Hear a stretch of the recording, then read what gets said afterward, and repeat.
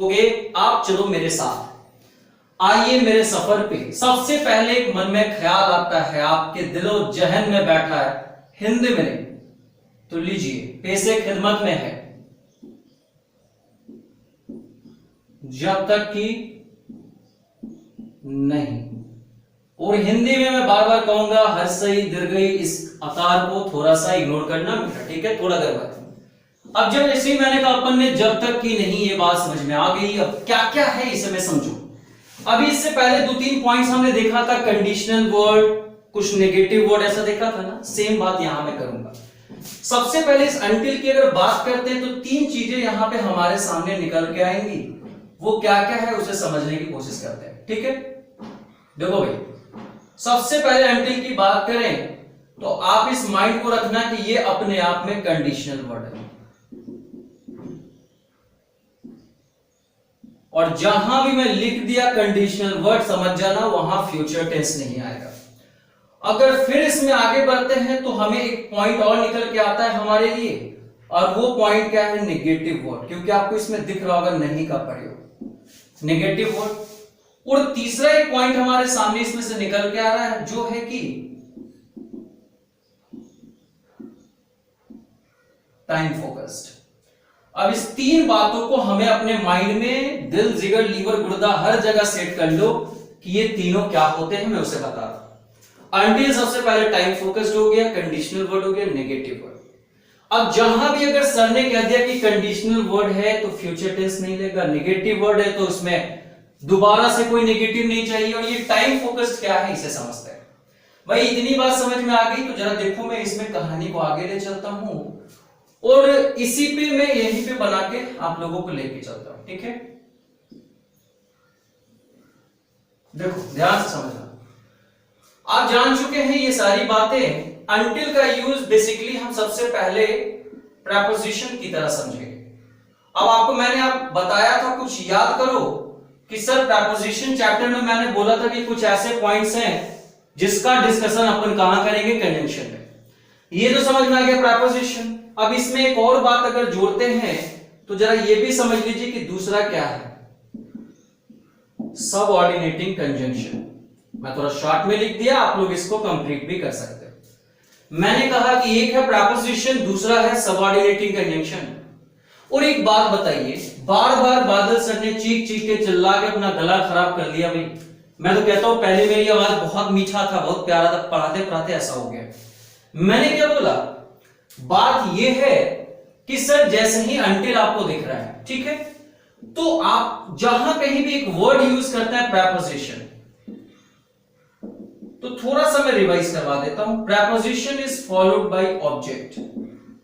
Object का मतलब objective case, समझ में आ रहा है। इस ऑब्जेक्टिव केस में क्या क्या आ सकता है, तो आपको पता था नाउन आ सकता है, नाउन इक्विवेलेंट प्रोनाउन आ सकता है। इसके साथ हम वर्ब प्लस आईएनजी का यूज कर सकते हैं, जरूरत पड़ने पे टाइम एक्सप्रेसिंग वर्ड का भी यूज कर सकते हैं। क्लियर, ये सारा कुछ हमने पढ़ रखा है, प्लेस व्लेस सब आता है। अब जब यहां प्रेपोजिशन हो गया तो याद रखना एक स्ट्रक्चर जो मैं बता दे रहा हूं, अनटिल प्लस टाइम, ठीक है, बात समझिएगा। ये अनटिल के साथ टाइम आएगा, बोलो क्या आएगा, टाइम आएगा। अब जब ये टाइम आया तो प्रेपोजिशन हो गया, ये क्या हो गया, प्रेपोजिशन हो गया। लेकिन ये करेक्ट है, बट अनटिल के जगह के बाद अगर किसी ने प्लेस एक्सप्रेसिंग वर्ड लिख दिया तो वो अपने आप में रॉन्ग हो जाएगा। सिर्फ और सिर्फ अनटिल के बाद टाइम एक्सप्रेसिंग वर्ड आएगा, क्योंकि आप जान चुके हैं ये टाइम फोकस्ड है, प्लेस फोकस्ड नहीं है, ये टाइम पे फोकस करता है। अच्छा, अनटिल के बाद अगर टाइम तो हमेशा प्रेपोजिशन, लेकिन मेरे भाई अगर अनटिल के बाद सब्जेक्ट प्लस वर्ब हो जाए, बोलो मैंने क्या बोला, अनटिल के बाद सब्जेक्ट प्लस वर्ब हो जाए, जरूरत के मुताबिक इसके पहले सब्जेक्ट प्लस वर्ब या इसके बाद सब्जेक्ट प्लस वर्ब, तो ऐसे कंडीशन वाला जो अनटिल होगा वो क्या होगा, कंजंक्शन होगा। क्योंकि कंजंक्शन का काम ही होता है 2 क्लॉजेस को ऐड करना। ये दोनों बात साथ साथ चलेंगे। प्रेपोजिशन होगा तो टाइम आएगा अनटिल के बाद, कंजंक्शन होगा तो सब्जेक्ट प्लस वर्ब आएगा, और इसके बाद भी लिख सकते हो या इसके पहले भी लिख सकते हो, वो डिपेंड करेगा सिचुएशन पे और मीनिंग पे, सेंटेंस के। आओ प्रेपोजिशन की बात करते हैं। अनटिल के बाद टाइम है, जैसे मैंने एक एग्जांपल के तौर पे सिर्फ ऐसा लिखा, अनटिल 9 o'clock, until 9 o'clock। इसका एक जनरल सा मीनिंग आया क्या, जब तक कि 9 नहीं बज जाते, जब तक कि 9 नहीं बज जाते, ये बात समझ में आ गई। जैसे थोड़ा सा एग्जाम्पल से चीजों को समझते हैं, मैंने क्या लिखा, ही continued,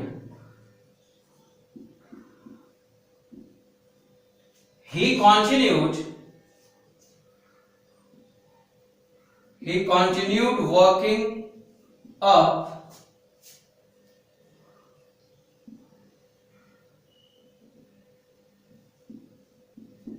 until his death। एक और मैं लेना चाहूंगा आप लोगों के लिए ऐसे,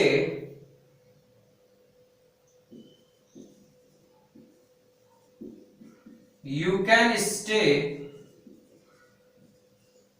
on the bus,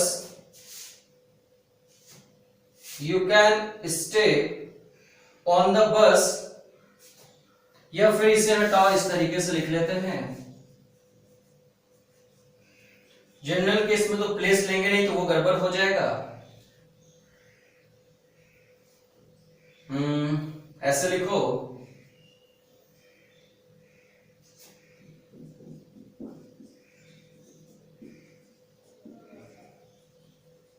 I shall not come until 5 o'clock। ठीक है, अब ये दो एग्जाम्पल्स को पहले समझने की कोशिश कीजिए, फिर मैं आगे लेके चलता हूं।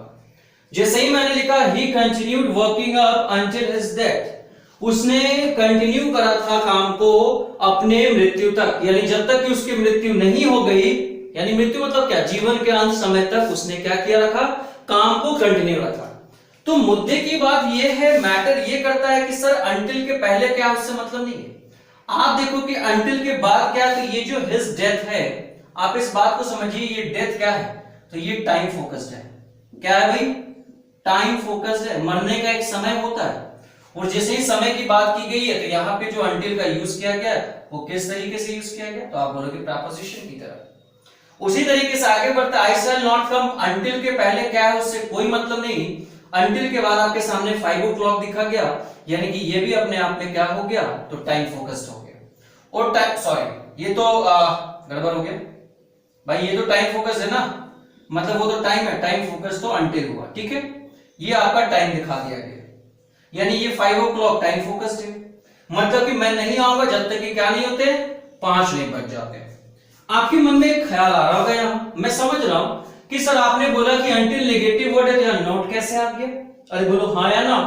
इस पॉइंट को मैं यहां पर डिस्कस करूंगा, क्लियर है। तो पहले इसे समझते हैं कि ये प्रीपोजिशन हो गया, समझ में आ गया। एक बात जो मैंने कहा था प्लेस का यूज नहीं करेंगे, ये आपके एग्जामिनेशन में वीक एरर हो जाता है। एडवांस इंग्लिश में लैंग्वेज में प्लेस का यूज करके चीजों को आप सही कर सकते हैं। वो कैसे सही होगा, जैसे मैं यहां पे एक एग्जांपल लिखने वाला हूं, आप जरा ध्यान से देखना। वो एग्जांपल मैं यहीं पे नीचे लिख देता हूं, जैसे मैंने लिखा था अभी, you can stay on the bus वाला एग्जांपल था भाई, किधर लिख दूं, इधर लिख देता हूं, यहां लिख दूं, यहां देखो, you can stay on the bus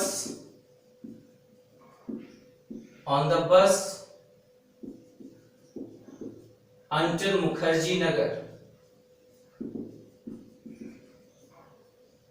अब आप कहोगे कि सर यहां पे मुखर्जी नगर प्लेस का तो यूज कर दिए, तो ये एडवांस इंग्लिश लैंग्वेज में यूज होता है, इसका मीनिंग क्या है समझिए। You can stay on the bus, तुम बस पे रह सकते हो अंटिल मुखर्जी नगर, मतलब क्या, until you reach Mukherjee Nagar, जब तक कि आप मुखर्जी नगर नहीं पहुंच जाते आप बस पे रह सकते हैं। मतलब आपके टिकट का वैलिडिटी कहां तक की है, तो मुखर्जी नगर की है। तो ये भी अपने आप में क्या हो जाता है, करेक्ट हो जाता है। बट जनरली ग्रामेटिकल या रिटन इंग्लिश में आप इसका यूज अवॉइड करते हैं, मेनली फोकस होता है अंटिल के साथ टाइम एक्सप्रेसिंग वर्ड का। यहां तक क्लियर हो गया। अब बात आते हैं सबऑर्डिनेटिंग कंजंक्शन। ये तो प्रीपोजिशन का मैटर हो गया भाई, उसमें कुछ ज्यादा कंडीशन है, जो कुछ माजरा फंसेगा वो यहां सबऑर्डिनेटिंग कंजंक्शन पे फंसने वाला है। और क्या फंसने वाला है वो मैं बताता हूं। देखो सबसे पहली बात है टाइम फोकस की बात हमने कर ली। Now we have 2 points, first one is conditional word and the second word is negative word. आप जरा एक बात समझने की कोशिश कर लेना कि ये जो अंटिल है इसके बारे में आपने क्या क्या जान रखा है। तो सबसे पहले मैंने जान रखा है कि ये नेगेटिव है अपने आप में, और दूसरा जो पॉइंट बचा वो क्या है, अपने आप में कंडीशनल। क्लियर। अब एक चीज याद रखेंगे कि कोई भी वर्ड, कोई भी कंजंक्शन अगर किसी भी तरह का कंडीशन लगाएगा तो वो अपने बाद वाले क्लास में, इसे ऐसे समझिए जैसे मान लीजिए आप किसी लॉज में, पीजी में या हॉस्टल में रहते हैं और आप वहां नया नया आपने एडमिशन लिया या वहां पे आप रहने गए, वहां बहुत सारे लोग सीनियर्स होते हैं, गर्ल्स हॉस्टल, गर्ल्स लॉज या पीजी या बॉयज में, तो जूनियर होता है भी तो सारा कंडीशन जूनियर पे लगता है। सीनियर बोलता है भाई तेरे को बाथरूम बाद में यूज करना है, तू ऐसे करेगा, तेरे को ये करना है, पहले अपन लोग ये काम करेंगे। कंडीशन पहले वाले लोगों पे लग रहा है या बाद में आने वाले लोगों पे, बताओ। बाद वाले। घर में भी क्या होता है, जो छोटा बेटा, छोटा भाई, छोटी बहन होती है, छोटी बहू होती है, उस पर लोग ज्यादा कंडीशन लगाते हैं। कौन? बड़े वाले बोलते मैं पहले आया, कंडीशन तो मैं लगाऊंगा, मेरा जन्मसिद्ध अधिकार है।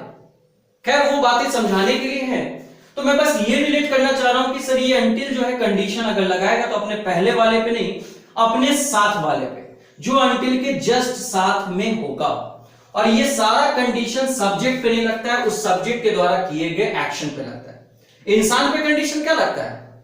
इंसान पे कोई कंडीशन नहीं, मुझ पे क्या कंडीशन है, लेकिन मैं अगर कोई गलत काम करता हूं तो उस कंडीशन को रोका जाता है कि भैया तेरे पे कंडीशन लगाया जाएगा तो मेरे एक्टिविटी पे, और एक्टिविटी का मतलब एक्शन, एक्शन का मतलब वर्ब पे कंडीशन लगेगा। मतलब ये जो वर्ब है ये क्या क्या कर सकता है समझिए। आप एक बात फोकस करो कि अपने आप में ये एक क्लाउज है, बोलो हाँ या ना, अरे हाँ या ना, है ना। और अंटिल से लेके अगर मैं बात करूं तो इधर तक भी एक क्लाउज है भाई, ठीक है। क्लाउज नंबर 1 मैं नाम दे देता हूं और क्लाउज नंबर 2 की बात कर लेते हैं। अब 1 का तो बात कुछ भी हो, अंटिल से पहले उससे मतलब नहीं है, अपन को अंटिल वाले क्लाउज में देखना है। तो ये जो वर्ब है भाई साहब, इस वर्ब को समझने की कोशिश कीजिए। वर्ब ही होता है अफर्मेटिव और वर्ब ही होता है नेगेटिव। आपसे मैं पूछूं कि क्लाउज नंबर 2 का वर्ब नेगेटिव हो सकता है क्या? आप कहोगे never sir, already we have a negative word until. That means यहां पे जो ये वर्ब है ये हमेशा अफर्मेटिव होगा। अफर्मेटिव का मतलब पॉजिटिव होगा, ठीक है। और अगर इस वर्ब को कोई गलती से क्या बना दे, नेगेटिव कर दे, तो वो मामला क्या हो जाएगा, गड़बड़ हो जाएगा। रीजन आपको मैंने ऑलरेडी बता रखा है। और आगे समझने की बात क्या है कि इस वर्ब की अगर बात करते हैं तो इसमें याद रखना कि जरूरत के हिसाब से प्रेजेंट टेंस का यूज कर सकते हैं, पास्ट टेंस का यूज कर सकते हैं, लेकिन एक भाई साहब जो हैं फ्यूचर, वो यहां पे यूज नहीं होगा, क्योंकि मैंने ऑलरेडी बताया कि कंडीशन कभी भी फ्यूचर में नहीं लगता है। मतलब कायदे से अगर किसी ने कहा कि शैल हो, विल हो या फिर अपन के पास वुड हो, भाई इनमें से किन्हीं का भी यूज अंटिल वाले क्लाउज में मत करना, नहीं तो अपराध हो जाएगा, आपको जेल हो सकती है। समझ गए? तो ये माजरा आपको मैंने बहुत शानदार तरीके से बताया है कि क्या क्या अंटिल के साथ हुआ। 2 मिनट लूंगा और एक बार हम लोग कंप्लीट रिवीजन करते हैं, फिर आगे एग्जांपल्स की बात करेंगे। मैंने कहा कि अंटिल का हिंदी मीनिंग होता है जब तक कि नहीं। वाह, बहुत बढ़िया, बहुत बढ़िया। आगे मैंने बोला कंडीशनल वर्ड है, okay, negative word, time focused. जहां भी टाइम फोकस्ड कह दिया जाए कि this word is time focused, that means that word can be used as a preposition. Okay, उसका यूज प्रीपोजिशन की तरह किया जा सकता है। दैट्स व्हाई प्रीपोजिशन अंटिल के साथ टाइम का यूज किए। प्लेस भी एरर हो जाता है, जनरली प्लेस का यूज नहीं करते हैं। मैंने कहा कि एग्जांपल्स आपके सामने, इसे आप पढ़ेंगे चीजें समझ में आएंगी। वैसे ही आगे बढ़ते हैं तो देखते हैं कि अंटिल को सबऑर्डिनेटिंग कंजंक्शन। सबऑर्डिनेटिंग क्या होता है मैंने ऑलरेडी डिस्कस कर रखा है। यहां पे जब आप पाते हैं कि अंटिल, 2 बातें यहां पे बच गई, एक नेगेटिव और एक कंडीशनल। नेगेटिव होने की वजह से इसका आने वाला जो वर्ब है इसके क्लाउज का वो नेगेटिव नहीं हो सकता है, ऑलरेडी नेगेटिव है, और अफर्मेटिव होगा यानी पॉजिटिव। प्रेजेंट टेंस यूज कर सकते हैं, पास्ट कर सकते हैं, फ्यूचर इसीलिए नहीं होगा क्योंकि कंडीशनल में कंडीशन क्लाउज, कंडीशनल क्लाउज या कंडीशन फ्यूचर में नहीं लगाया जा सकता है, ठीक है। तो ये बातें आपको अगर समझ में आ गई तो इसे जल्दी से लिखें, इसके बाद हम लोग आगे बढ़ते हैं। नाउ यू हैव 15 सेकेंड्स, फटाफट लिखिए, फिर मैं क्वेश्चंस करवाता हूं। फास्ट गाइस, जल्दी करेंगे। चलिए, हो गया 1 घंटा 15 मिनट हो रहे हैं। अब अपन को वोकैब की भी कुछ बातें करना है। आज वोकैब का कुछ हम लोग नया सेक्शन सीखने वाले हैं। चलो ये हो गया, समझ में आ गया। तो आओ कुछ एग्जांपल्स की बात करते हैं कंजंक्शन के रूप में।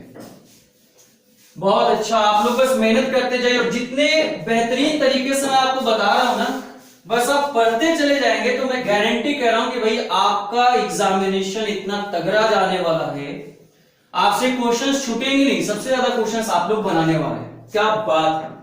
तो आ जाइए इसी सिलसिला को आगे बढ़ाते हैं और कुछ एक दो एग्जांपल्स देखें जरा।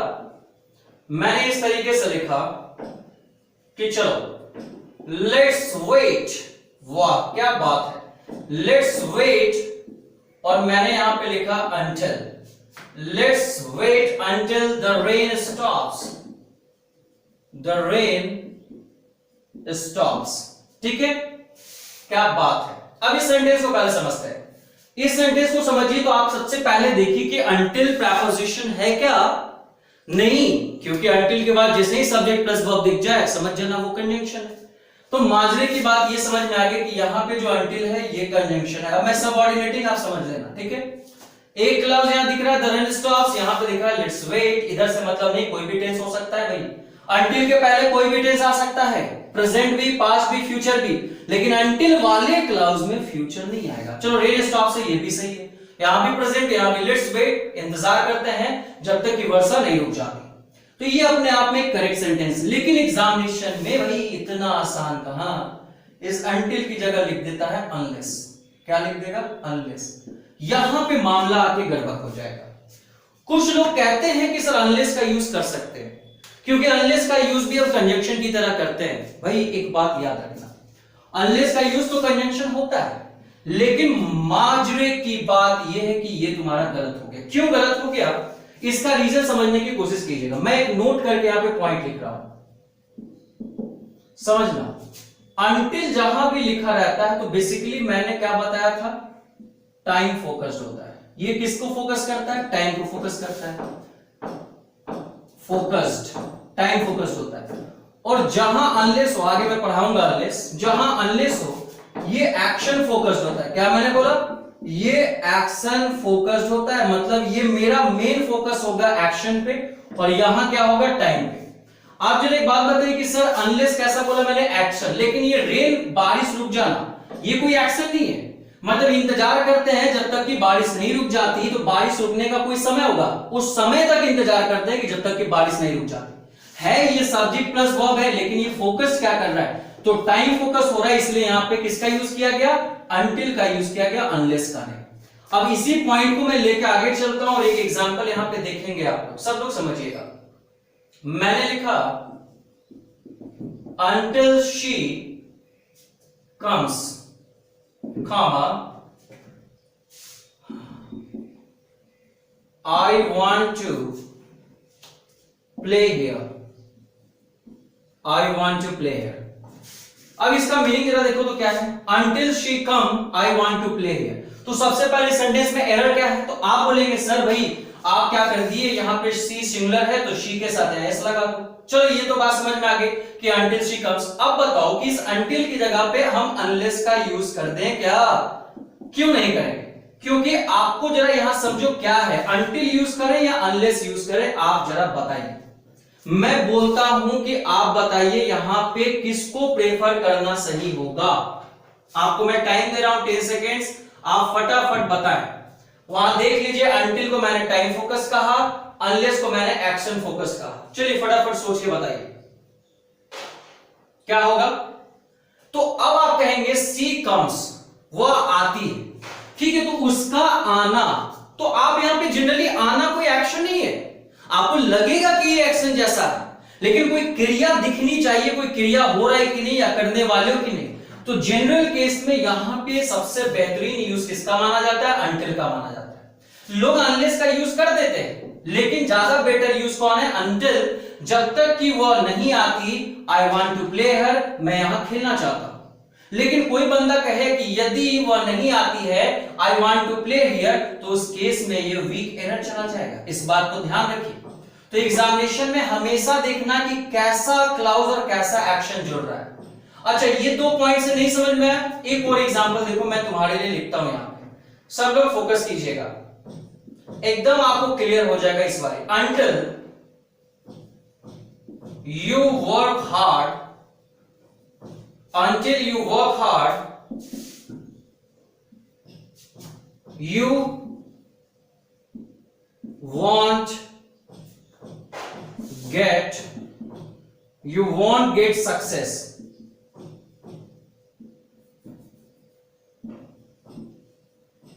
You won't get success. अब जरा इस सेंटेंस को देखो तो, until you work hard you won't get success. जब तक कि तुम कड़ी मेहनत नहीं करते, या यदि तुम कड़ी मेहनत नहीं करते तुम सक्सेस नहीं पाओगे। क्या होना चाहिए? अब यहां देखिए, देखने दिखाने की अगर बात की जाए, देखने दिखाने की बात की जाए तो यहां जो सीक्वेंस था ये उसके आने के टाइम पे फोकस कर रहा है कि जब तक वो नहीं आती, आने के बाद कोई क्रिया थोड़ी है। इसलिए मैंने यहां अंटिल को फोकस किया, अनलेस को क्या कर दिया, कट कर दिया। लेकिन कायदे से अगर इस सेंटेंस को देखा जाए तो यहां पे देखो लिखा गया यू सब्जेक्ट और लिखा गया वर्क हार्ड, तो यहां ये जो है ये एक्शन को फोकस कर रहा है। भाई आपसे पूछा जाए तो ये किसको फोकस कर रहा है, और एक्शन को, और एक्शन को फोकस करने के लिए अनलेस का यूज सबसे ज्यादा प्रेफर किया जाता है। तो इस अंटिल की जगह पे आपको किसका यूज करना होगा, अनलेस का यूज करना होगा। बोलो किसका? तो अब जाके सेंटेंस कैसा होगा, unless you work hard you won't get success. यदि, अनलेस का हिंदी मीनिंग में बताऊंगा, यदि नहीं, यदि तुम कड़ी मेहनत नहीं करते हो यू वोंट गेट सक्सेस, तुम सफलता नहीं पाओगे। बात समझ में आ गया? तो ये माजरा आपको क्लियर करना था, इसलिए मैंने इस पॉइंट को यहां पे लिखा है, और ये बहुत ही इंपॉर्टेंट है, आप याद रख लेना, घूम जाओ सारे जगह, सबसे बेस्ट आपको मिलेगा। और मैं कोशिश कर रहा हूं आपका रिजल्ट करवाने का, आपका अपना बादल सरकार से। चलो एक और एग्जांपल लेते हैं और चीजों को समझते हैं। जैसे मान लीजिए कि ऐसा लिखा रहे, मैंने क्या कहा, you are not going out until या unless you have finished। चलो ये क्वेश्चन आप लोगों के लिए, you are not going out until या unless you have finished। you have को कॉन्ट्रैक्टेड फॉर्म में लिखा गया, आपको बताना है कि किसको चूज करें। we have two options, until या unless। now you have 10 seconds, फटाफट बताइए क्या करें। आप जरा देखो इसके बाद, पहले क्या उससे मतलब नहीं, you are not going out, तुम बाहर नहीं जा रहे। सर आप देखो यहां पे क्या लिखा गया, यू हैव फिनिश्ड। भाई जब तक तुम बाहर नहीं जा रहे, जब तक कि तुम समाप्त नहीं करते हो, काम नहीं खत्म करते हो, मतलब काम खत्म करने के बाद ही मैं बाहर जा रहा हूं या मैं बाहर जाऊंगा, मतलब यू हैव फिनिश्ड ये एक्शन को दिखा रहा है, टाइम फोकस। तो आप सीधा, आपको पता चल गया, फिनिश तो लग रहा है कि काम है, लेकिन ये काम खत्म होने के बाद का जो समय है उसकी बात की जा रही कि जब तक कि आप फिनिश नहीं करते। और टाइम फोकस होने की वजह से बताओ कौन है टाइम फोकस, तो आप बोलोगे सर अंटिल है, यहां पे अनलेस का यूज नहीं करेंगे। तो ये आपको समझना होगा कि कैसे मामला चीजों को लेके चल रहा है। जैसे एक और देखो मैं बताता हूं, यहां पे ऐसे हम लिखते हैं, मैंने लिखा I shall not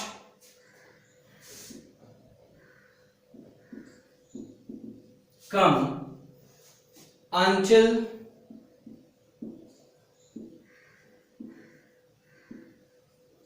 my father